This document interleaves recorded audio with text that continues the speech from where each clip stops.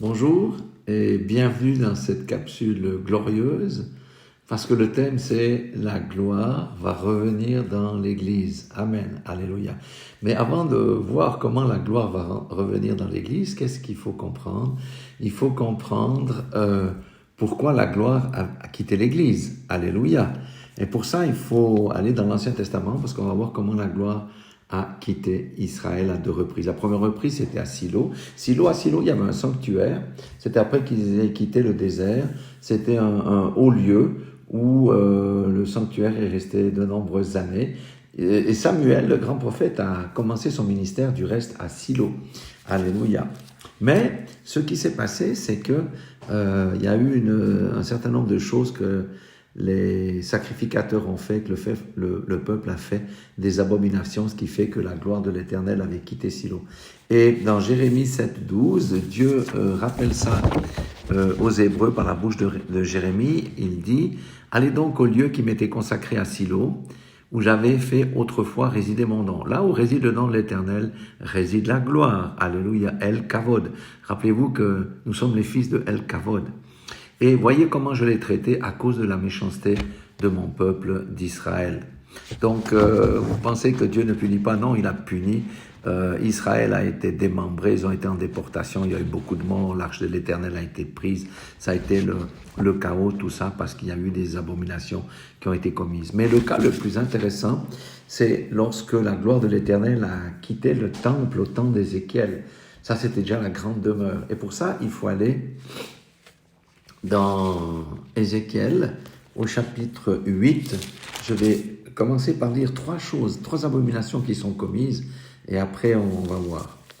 Alors, je vais prendre à partir du verset 8, et même au verset 5, il me dit, donc Dieu parle à Ézéchiel, il me dit, fils de l'homme, lève les yeux du côté du septentrion. Je levai les yeux du côté septentrion, et voici cette idole de la jalousie était au septentrion de la porte de l'autel, ça veut dire au nord de la porte de l'autel, à l'entrée. Donc il y avait déjà une idole dans le temple, vous vous rendez compte? Alléluia. Il me dit, fils de l'homme, vois-tu ce qu'ils font, les grandes abominations que commet ici la maison d'Israël pour que je m'éloigne de mon sanctuaire? Ça c'est clé. Les abominations qu'Israël commettait ont éloigné Dieu du peuple et sa gloire est partie.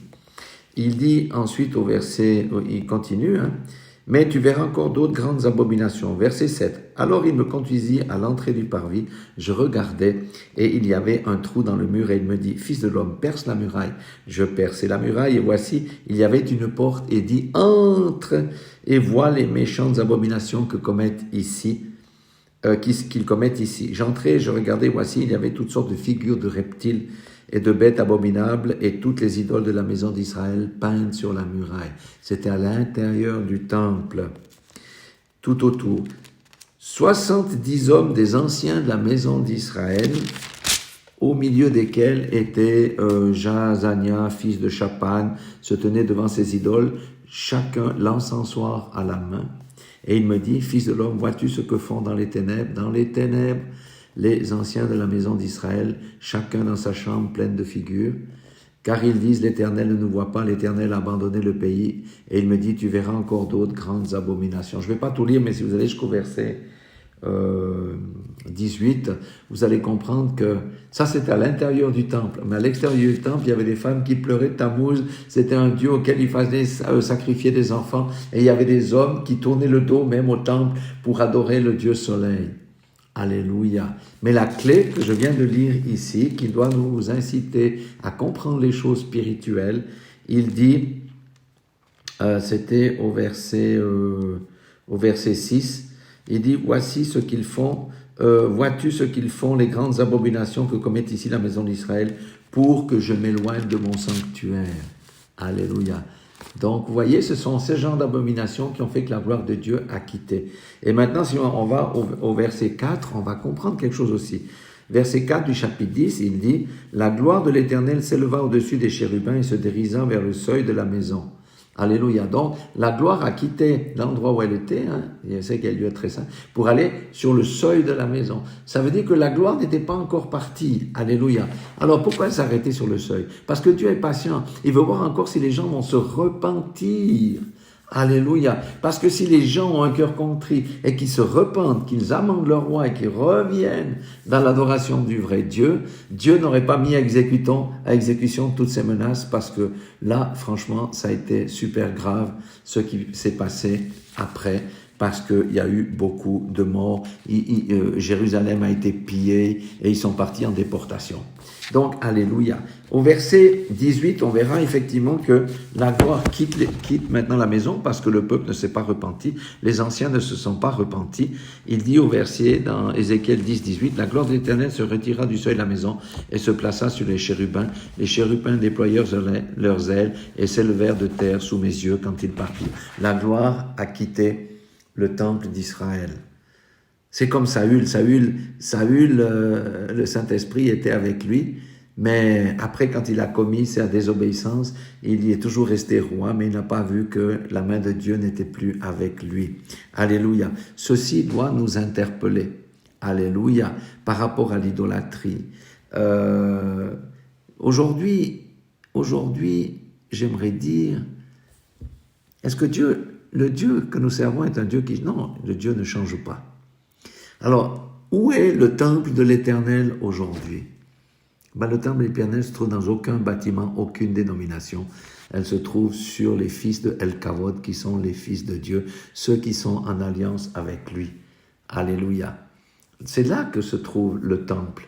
Alors, est-ce que vous pensez que si Dieu a châtié au temps des Hébreux, le peuple d'Israël, lorsqu'ils ont commis des abominations et que sa gloire a quitté, est-ce que vous pensez que Dieu ne va pas châtier aujourd'hui et il va rester avec les gens qui commettent ces abominations? Si Dieu ne se repent pas de ses dons, c'est vrai, vous pouvez exercer avec les dons, mais néanmoins être disqualifié et perdu parce que votre vie ne reflète pas les dons. Il y a plein d'idoles aujourd'hui. Il y avait des peintures à l'intérieur de la muraille, d'accord, qu'ils adoraient, on a vu ça tout à l'heure. Mais qu'est-ce que ça veut dire? Ça veut dire que c'est à l'intérieur du cœur. Dieu regarde nos cœurs, pas ce qu'on dit, le cœur. Ça, il y avait des abominations dans le cœur. Donc, il y a déjà des idoles potentiellement dans le cœur. Et quand quelqu'un a plein d'idoles dans le cœur et qui refuse de revenir au Seigneur dans la repentance, la gloire de Dieu va quitter cet homme. Alléluia. On doit comprendre ces choses-là. Du reste, aujourd'hui, l'Église entière est tout endormie. Alléluia. Pourquoi? Parce qu'on a perdu la bienheureuse espérance du retour de Jésus-Christ. Alléluia. Parce qu'on dit Dieu tarde.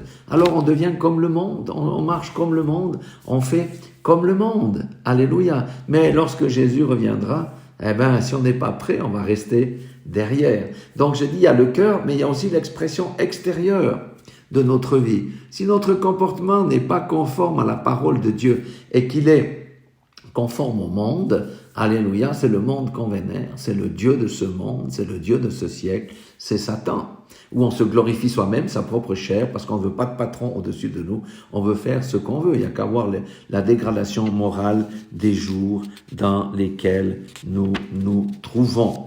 Alors, Dieu attend toujours une chose de ses enfants, s'ils ont chuté, qu'ils se repentent. Et nous avons auprès de Dieu un avocat, Jésus-Christ le juste, qui efface nos péchés et qui plaide en notre faveur. Beaucoup se sont éloignés, beaucoup sont tombés dans des péchés grossiers tels que l'adultère, la fornication. Mais néanmoins, ce sont encore des enfants de Dieu. Et la seule manière de recoller, de revenir dans l'alliance avec Dieu, c'est de se repentir, de laisser de côté ses saletés et d'amender ses voies. Si la personne persiste, la gloire de Dieu va quitter cette personne. Ça veut dire le Saint-Esprit va quitter parce qu'il ne peut pas rester dans un temple qui est souillé, qui est impur. La gloire de Dieu représentait le Saint-Esprit aussi dans notre temps. Alléluia. Donc, Dieu est le Dieu de gloire. Maintenant, ça c'était dans l'Ancien Testament, me direz-vous, mais regardez dans le Nouveau Testament, qu'est-ce que Dieu dit? Et là, on a une parole qui est vraiment magnifique, c'est dans Jean, je vais prendre parole vivante, c'est une Bible, ce qu'on appelle une Bible dynamique, qui est nettement mieux que celle de Second, qui des fois, lui, est un peu court. Alors, je vais prendre, en fait, vous avez compris, c'est la parabole du cep et des sarments.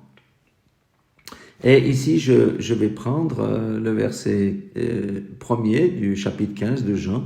Il dit, « Je suis le vrai plant de vigne et mon Père est le vigneron. Tous mes sarments qui ne portent pas de fruits, il les coupe et tous ceux qui en portent, il les taille pour les émonder afin qu'ils produisent un fruit plus abondant et de meilleure qualité. » Vous aussi, vous avez déjà été émondés et purifiés par le sang de Jésus, grâce à l'enseignement que je vous ai donné.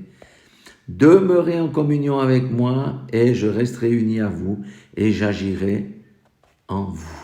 Demeurez en Christ et Christ demeure en nous. C'est l'assurance que la gloire de Dieu va luire dans notre vie. Vous savez, nous sommes endormis aujourd'hui, mais la gloire là va revenir dans l'Église pour tous ceux qui marchent sur le sentier étroit, qui crient à Dieu, qui ne sont pas satisfaits, qui marchent dans la sanctification, qui veulent que Dieu se révèle encore à eux, que la gloire de Dieu soit vue au travers de leurs paroles, de leurs actes, de leur comportement et de leur vie. On appelle ça la sanctification. Et pour entrer dans ce chemin-là, il faut se repentir de notre vie où on a laissé aller les choses, on est devenu semblable au monde, avec les coutumes, on adopte même les lois du monde parce que il faut être moderne, mais la Bible ne change pas. Mais, ici, je redis le verset 5, je lis le verset 5 du chapitre 15 de Jean. « Je suis le cep de la vigne et vous en êtes les sarments. Celui qui demeure uni en moi et en qui coule ma vie portera du fruit en abondance, car séparé de moi, vous ne pourrez rien faire du tout. » Je dis, si vous voulez que la gloire de Dieu vienne dans votre vie, moi je suis sur ce chemin aussi, je suis aussi frustré que vous. Mais le Seigneur me brûle pour que je cherche sa face dans la prière. Si on n'a pas le temps la journée, on le fait la nuit. Il faut chercher Dieu, crier Dieu, et le Saint-Esprit commence à nous parler. Le Saint-Esprit commence à nous parler, commence à nous donner des révélations. Et voici une des révélations. Pourtant, je lis la parole de Dieu comme vous à plusieurs reprises. Combien de fois j'ai lu ce verset? Mais ici, il dit, « Voyez, je suis le cep de la vigne, vous en êtes les sarments, celui qui demeure uni en moi et en qui coule ma vie. » Nous devons laisser Christ agir dans nos vies. Portera du fruit en abondance, car séparé de moi, vous ne pourrez rien faire du tout. C'est le fruit qui est hyper important. Maintenant, regardez, c'est le verset 8. Et c'est glorieux. Si vous produisez du fruit en abondance et qu'ainsi vous devenez vraiment mes disciples, parce que beaucoup dans la chrétienté se disent chrétiens mais ne sont pas disciples. Ce sont des dimanchards qui ont fait une confession comme Jésus-Christ Seigneur, mais pas profonde, parce qu'ils renient par leurs actes et par leurs paroles et leurs comportements la confession qu'ils ont faite. Les disciples, c'est celui qui crucifie sa chair, qui renonce à sa propre vie, qui prend sa croix et qui suit Jésus tous les jours et qui obéit à sa parole. Il dit maintenant, si vous produisez du fruit en abondance et qu'ainsi vous devenez vraiment mes disciples, mon Père en sera honoré et sa gloire apparaîtra visiblement aux yeux de tous. Comment la gloire de Dieu peut apparaître sur une personne comme moi? Parce que sa lumière sera visible, parce que la vie de Christ coule en moi et coule en vous, et ça produit du fruit. Le fruit, c'est ce que voient les autres à l'extérieur. Ils disent, mais cet homme n'est pas comme nous, cette femme n'est pas comme nous. Oh là là, il y a la maîtrise de soi, il y a la tempérance, quelle douceur, quelle bonté. Oh là là, il se garde, il préserve son corps, il préserve sa vie. Il ne vient pas faire les choses avec nous. Et lorsqu'on fait les œuvres bonnes, secourir le pauvre, la veuve, ne pas être chiche avec son argent. D'ailleurs, c'est pas notre argent. Nous sommes que les dépositaires et des intendants. Faire du bien aux autres, pratiquer les bonnes œuvres, c'est se sacrifier pour les autres, être au service, être humble, ne pas dominer sur les autres. Il y a plein de versets, mais on ne va pas rentrer là-dedans, mais juste pour dire que la gloire de Dieu doit briller sur nous. Est-ce que vous savez que la face de Dieu, la gloire de Dieu brillait sur la face de Moïse? Alléluia. C'est là que nous voulons aller. C'est là que nous devons aller. Pour ça, il n'y a qu'une seule chose, mes frères, mes sœurs. Et je m'inclus dans le lot, il faut se réveiller. Mais il faut demander à Dieu de nous réveiller parce que par notre propre force, c'est pas possible. C'est Dieu qui doit mettre en nous le vouloir et le faire. Mais déjà, on peut initier et on peut demander ça. Seigneur, je ne suis plus satisfait de ma vie. Je veux être un promoteur de la vie. Je veux que ta gloire resplendisse sur moi. Je veux que ma face resplendisse sur moi. Je veux que les autres voient Christ en moi. Je veux que la vie de Christ coule en moi. Parce que vous savez, les œuvres, la guérison, ce n'est pas mes mains, ce n'est pas vos mains. toucher le cœur des gens. C'est pas votre bouche, c'est pas votre discours, c'est Christ qui s'exprime au travers de nos mains et au travers de nos bouches. Et c'est ça la vie de Christ, et c'est ça que nous désirons tous. En tous les cas, c'est mon désir le plus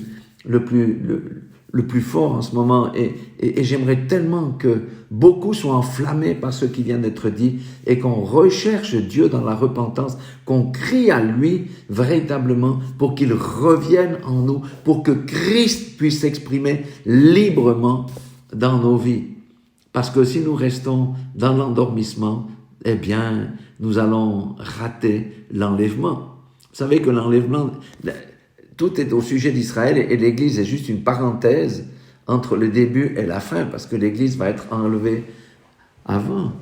Alléluia. Aussi, j'encourage quelqu'un à crier à Dieu. Ne regardez pas vos petits bobos, mais criez à Dieu pour que la gloire de Dieu descende dans vos vies, pour que Christ, la vie de Christ coule en vous, et vous allez voir des miracles, vous allez voir, vous allez faire des tas de choses, apporter la consolation, apporter la paix autour de vous, vous allez imposer les mains aux malades, ils seront guéris, il y aura des changements de circonstances. Ça, c'est la gloire de Dieu. Rappelez-vous qu'il a dit ici au verset 8, et qu'ainsi, si vous produisez du fruit en abondance, et qu'ainsi vous devenez vraiment mes disciples, mon Père en sera honoré, et sa gloire apparaîtra visiblement aux yeux de tous. Mais pour faire tout ça, il faut le Saint-Esprit. Sans le Saint-Esprit, on ne peut rien faire. Et ce Saint-Esprit, c'est le même Saint-Esprit qui était en Jésus, et ce Saint-Esprit est Dieu. Voilà, soyez tous bénis dans le nom puissant de Jésus-Christ de Nazareth. Je vous aime, on est ensemble, même si je ne vous vois pas. Soyez fortifiés. Et criez à Dieu et que Dieu vous bénisse. Au nom de Jésus. Amen.